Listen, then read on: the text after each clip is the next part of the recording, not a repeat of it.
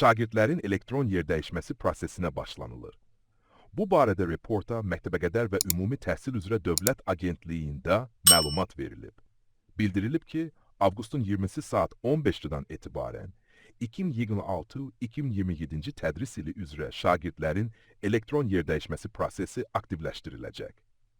Proses 2-9-cu və 11-ci sinif şagirdlərini əhatə edəcək. Şagirdlərin elektron yerdəyişməsi SIDU.az portalı vasitəsilə həyata keçirilir.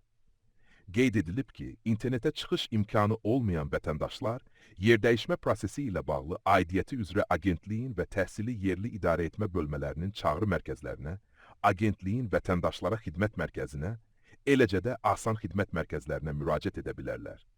Əgər buna oxşar məlumatları almaq istəyirsinizsə, kanala abunə olun. Məlumatı uyğun olan insanlara göndərməyinizi xahiş edirik.